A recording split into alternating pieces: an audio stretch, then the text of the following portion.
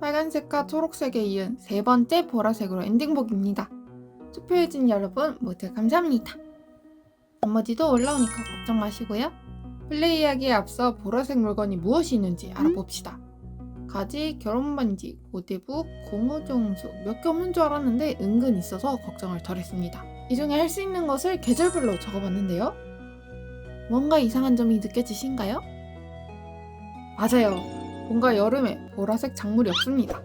농사로 늘 큰돈을 불려왔는데 이거 쉬운 챌린지가 아닐 것 같습니다. 보라씨의 퍼플 농장! 보라색 집인 언농농장에서 시작할까 하다가 농사 챌린지는 평범한 농장이 으뜸이라 평범한 농장에서 시작합니다. 보라색으로 엔딩보기! 1일차 시작합니다. 지금 구할 수 있는 보라색 아이템을 떠올리면 다리를 고쳐서 성게와 광산의 자수정, 보라색 버섯, 공어정수, 정제된 석영 정도가 떠오르는데요. 광산은 5일에 열리니 그 전까지 나무 300개를 먼저 구해서 다리를 먼저 고치기로 합니다. 받은 파스잎은 광산에서 먹을 생각이라 열심히 물 주고 남은 체력 나무를 구하는 데 소비했습니다. 비오는 날에도 나무를 정리하니 목표였던 300개를 넘어 350개를 모았고 상자를 하나 만들어 가방을 정리했죠.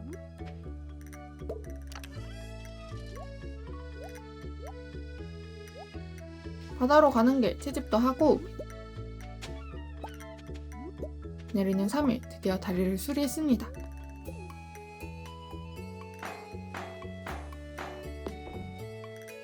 딱 좋게 2개의 성게를 얻을 수 있었고 챌린지의 첫 번째 보라색 아이템이죠. 그 뒤로도 호숫가를 돌면서 채집하려는데 가방에 공간이 없어서 필요없는 아이템은 과감히 버려줬습니다. 채집 경험치를 올리기도 하고 나중에 여름 채집물을 만들고 싶어서 2, 3일마다 채집하러 돌아다닐 겁니다.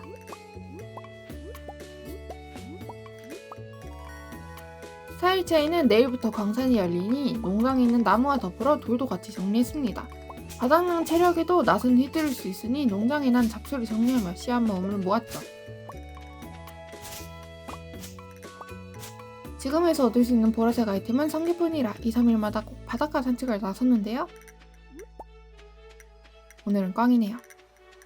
5일 아침 자란 파스잎을 수확하고 곡괭이랑 파스잎 챙겨서 광산으로 갑니다. 이제부터 이 한치면 부러질 것 같은 녹슨 검을 가지고 최대한 빠르게 광산을 내려갈 겁니다. 광산에서 얻을 수 있는 보라색 아이템은 이렇게 있습니다. 정성석에서 얻을 수 있는 보라색 아이템도 있어서 특히 얼어붙은 정성석을 많이 모아볼 생각이고 공어정수와 보라색 버섯, 불의 석영이 80층 넘어 많이 드롭되기 때문에 광산 바닥까지 내려가 보기로 합니다. 이제 벌레고기도 스타듀밸리 게임상 보라색 아이템으로 분류되긴 하나 제 눈에는 약간 분홍색이라서 이번 챌린지에서는 사용하지 않을 겁니다.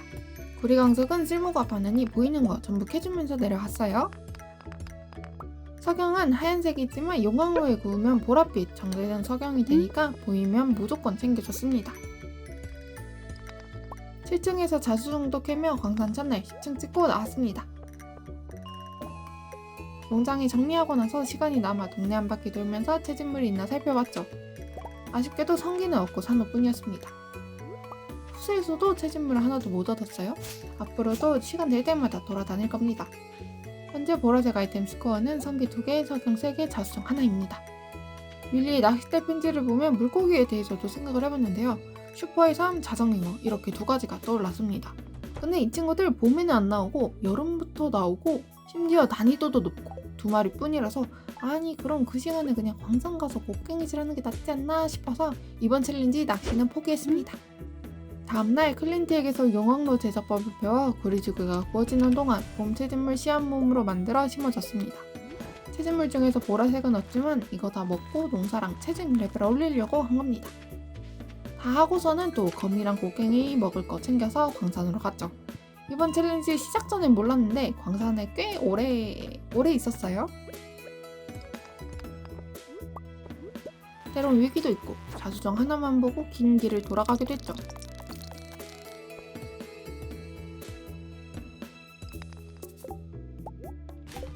(22층에서) 하나 더 자수정을 캐면서 상자에는 보라색 아이템이 모아갔습니다. 석영을 구워 보랏빛 정제된 석영도 모으고 물 주고 광산 돌았습니다. 물 주고 광산 돌고 주게 붓고 물 주고 광산 돌고 주게 붓고 11일에 돼서야 80층 지대까지 내려왔고요. 81층에서 불의 석양을 얻을 수 있었습니다.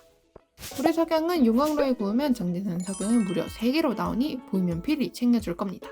농장으로 돌아와 주개가 구워질 동안 보이는 채집물은 덤으로 챙기며 달밤의 산책을 즐겼습니다. 어느새 최강 5레벨을 달성해 보석이 2배 확률 이벤트가 생기는 지질학자 골라줬습니다. 몬스터에게 드랍되는 공허정수도 보라색 아이템이니 80층부터 보이는 몬스터는 모조리 잡아가며 내려갈 겁니다. 이 자식들 긴장 좀 해야 될 겁니다. 다음날 자란 봄 채집물을 수확하고 다시 야생 씨앗 모음으로 만들어 심어주며 이렇게 씨앗 불리기 작업에 들어갔습니다. 80층부터 광석이 느리게 캐지고 많이 위험하긴 하지만 석영이 많이 나오고 자수정도 솔창이 나오니 나쁘지 않아서 불편함을 감수하며 열심히 내려갔습니다. 아닐 땐 도망치는 용기! 남은 봄은 주개 굽고 물 주고 광산은 갔습니다. 전날에 얻은 성검이 큰 힘이 되어 몬스터 찾기가 수월해졌죠. 3시 30분 100층을 찍으며 보라색 별방울도 먹고 104층에서 보라색 버섯을 그리고 109층에서 버섯층을 발견했습니다. 이게 다 돈이 얼마야 하면서 가방을 정리하며 나아갔는데 피가 많이 줄어들길래 한 발자국 물러나 당근을 먹으려 했단 말이죠? 아니 전혀 내려갈 생각이 아니었단 말이죠. 일단 먹고 다시 한번 가보기로 합니다. 105층에서 서둘러 내려가다 보면 있지 않을까 했는데 107층에서 사다리를 찾을 수 없었죠. 시간도 늦었겠다. 보이는 불의 석양만 잡고 올라가기로 합니다. 다음날도 광산에 왔습니다. 어제 안 챙긴 110층 보상도 챙겨 바로 신어줬어요. 보라색 깔맞춤이라 아주 마음에 들었죠. 사다리 타고 내려가는데 바로 보라색 버섯이 있어 어제의 슬픔이 떠올랐습니다. 아깝단 말이죠. 이미 지나간 과거에 미련을 두면 좋지 않다는 걸 알면서도 자꾸 떠오릅니다. 불의 석영도 줍고 몬스터도 잡으며 그렇게 오후 9시 20분 광산 120층을 찍었죠.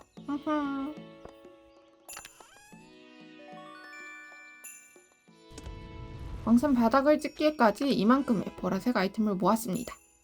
다음날 광산 바닥 찍은 기념으로 팔아주고 주국에 구워가면서 농장 정리했습니다. 농장의 첫 수익금은 바로바로 7,282골드! 정제된 석영이 개당 50골드이지만 개수가 많아서 가장 많은 돈을 가져와줬죠. 역시 광산이 최고입니다. 봄 18일 드디어 현대문물을 이용하기로 합니다. 그동안 구리주개와 철주개를 밤낮없이 구운 이유죠. 스프링클러를 배치해주는데 작물이 많아 일단 이렇게 설치해줬습니다. 물 주고 생각해보니까 당근이 내일이면 다 자랄 것 같아서 배치를 이렇게 바꿔줬고요. 이제 광산에 출근 도장 찍으러 갑니다. 아침에 스프링클러 만들면서 구리주개 숫자 위에 철주개가 부족해 40층 구역을 돌기로 했습니다. 열심히 곡괭이 휘두르면서 60개의 철광석을 얻었고 12시에 집에 갑니다. 일어나면 주개 굽고 당근 수확해서 물 주고 광산으로 왔어요. 오늘은 보라색 아이템을 좀 얻어보려고 80층 구역으로 내려왔습니다. 몬스터가 많아 고생 좀 했지만 고생에 비해 가방은 두둑하게는 무슨 쪽박이었습니다. 보라색 아이템은 오직 공허정수 5개 뿐이죠. 농장으로 돌아와서는 야생씨앗 채집물을 수확하고 씨앗으로 만들고 이상한 스프링클러 배지도 겹치지 않게 바꾸면서 씨앗 심어줬습니다. 광산 가고 채집하고 27일 야생 씨앗이 다 자라 수확해줬습니다. 수확한 채집물은 팔지 못하니 먹을 생각으로 상자에 넣어줬고요. 장비 챙겨서 광산으로 갔습니다. 80층은 기본 곡괭이로 힘들어서 40층 돌면서 석영 얻고 몬스터 잡다가 정지된 석영도 얻었습니다. 광산에서 이 정도 얻었고요. 어느새 채집 5레벨에도 달성해 채집가 골라줬습니다. 28일에는 그동안 얻은 정동석 깡이 있겠습니다. 정동석에서 하나, 얼어붙은 정동석에서 3개, 마그마 정동석에서 하나이니까 돈이 별로 없는 저에게는 얼어붙은 정동석에 올인해보기로 합니다.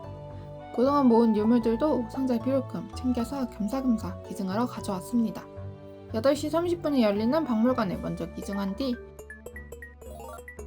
클린트에게서 정동석 깡 시작합니다. 노란색이고 털에다가 이건 녹색이고 가방 한 줄은 금방 차서 박물관에 기증하며 가방 비운 뒤 다시 정동석 깡 진행합니다.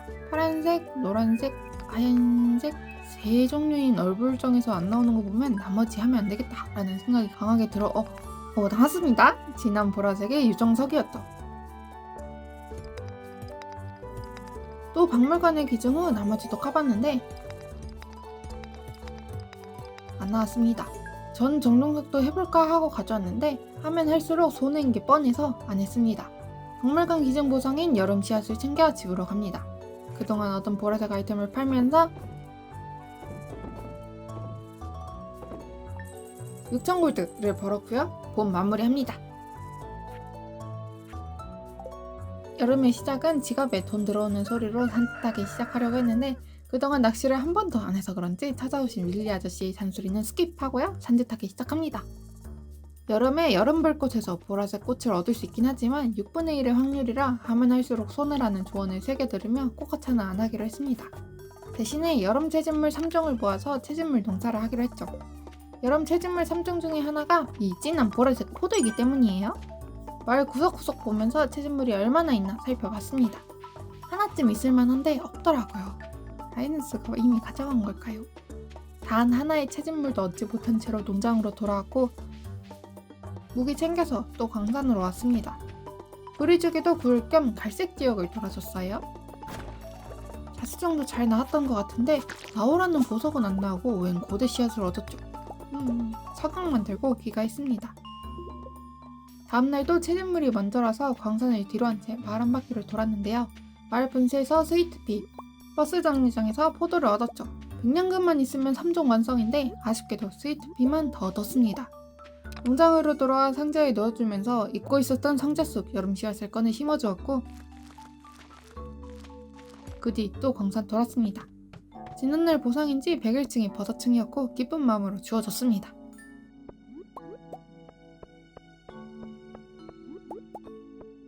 팔십정이어 용암지대가 위험하긴 한데 얻을 수 있는 보라색 아이템이 많으니 확실히 하이리스크 하이리턴이구나 라는 깨달음을 얻었죠. 두둑해진 가방으로 귀가하고 농사 경험치 없게 씨앗 모음 신고 잠에 들었습니다. 다음날도 마을 한 바퀴 돌면서 채집을 했고요. 여러 개의 채집물을 얻었지만 이 중에 백년갑은 없었죠. 광산 갔다가 얻은 씨앗 심어주고 다일 아침 드디어 백년갑을 얻었습니다.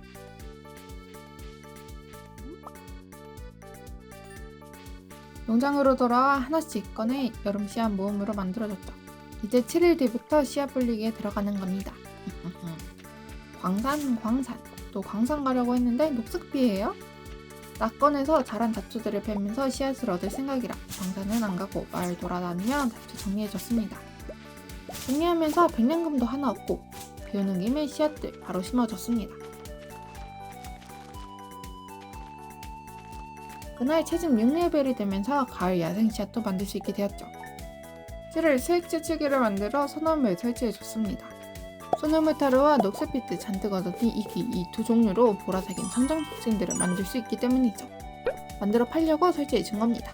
그리고 광산에 왔어요. 매일 자잘한 일을 끝내면 늘 광산에 출근 도장 찍었습니다.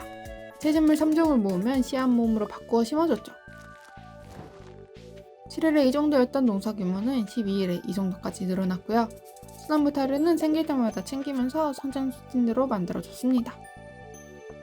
초록빛으로 바뀐 바닷가에서 성게도 얻고 14일 여름 1일을 포기했던 보라색 여름 불꽃이 자랐습니다. 오호, 무려 2개! 소중히 뽑아서 상자에 보관해뒀습니다. 스프링클러보다 많아진 씨앗에 물을 주며 14일 밤 조전 멤버십에 가입해줬습니다. 가을이 되기 전에 큰돈을 벌겠죠? 수확하고 만들고 심고 수확하고 만들고 심고 물을 줘야 하는 땅이 점점 넓어지는 게 보였지만 이거는 뭐 쉽죠? 껌이죠 뭐? 물 주면서 부족해지는 에너지는 보라색이 아닌 작물을 먹으면 회복했습니다. 상자 한가득 있으니까 탈진으로 쓰러질 걱정은 없었죠. 20일, 22일 수확하고 수확하며 여름의 마지막 주를 보냈습니다. 28일 마지막 작물까지 깔끔하게 수확하며 상자에는 228개의 포도가 모였죠. 마을에서 추가 포도를 주었고 소나무 타르와 이끼로 성장 촉진기까지 만들어 팔면서 여름의 수익금은 28,510골드 벌었습니다. 포도가 크게 일을 했죠. 가을에는 드미트리우스가 찾아와 혹시나 보라색 버섯이 자랄까 싶어 버섯 동굴을 골라주었고 드디어 가을 작물 농사 들어갑니다.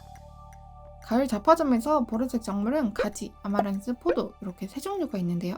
뭐 구매에 심을까 고민하다가 여러 번 수확할 필요 없이 빠른 시일 내로 큰돈을 벌어다주는 아마란스를 심어 팔아보기로 했습니다. 유정장미도 보라색이 있지만 굳이 확정 가치를 두고 랜덤에 도전할 필요는 없었죠.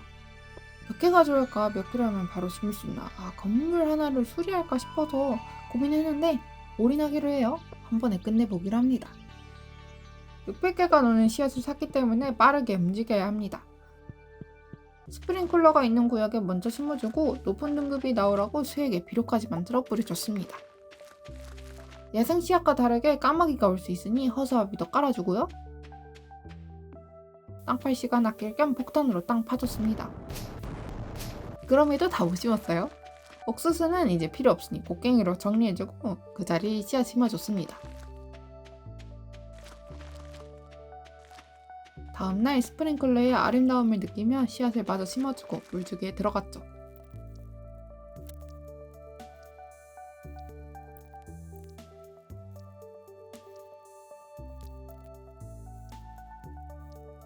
열두 시 넘어서 물주기가 끝이 났고요. 다음날은 비가, 4일은 안 내리고요. 5일도 화창하고 6일도 화창하고 7일에는 비가 내렸습니다.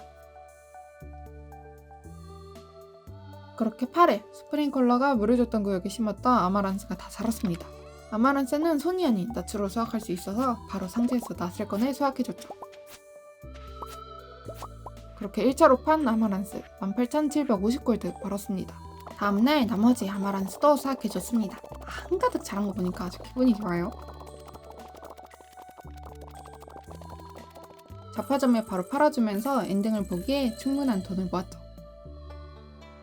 아마란스 씨앗을 추가 구매할 필요가 없었습니다. 가게를 나와 곧장 조자마트로 향했고요.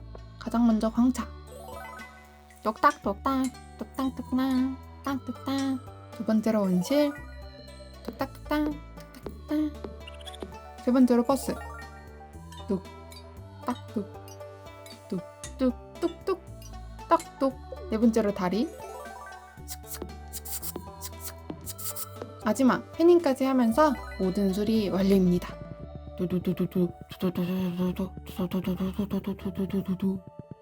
다음날 14일 엔딩 보러 가려다가 비어서 후진했고요. 이렇게 1년차 가을 15일 19만 골드를 모으며 엔딩입니다. 빨강 초록 챌린지 끝나는 날짜를 고려하면 두 번째로 빠른 엔딩이네요. 농사는 10레벨을 찍었고 채광이 10레벨이 아닌 게 아쉽네요. 수성품을 보면 보라색이 가득하죠? 여름 별꽃 2개는 이렇게 보라색 여름 별꽃을 판매했다는 거 알아주시고요. 그럼 다음에 또 봐요. 안녕! 다음 주에는 조금 다르게 준비하고 있으니까 기대해 주시면서 오늘도 시청해 주셔서 감사합니다.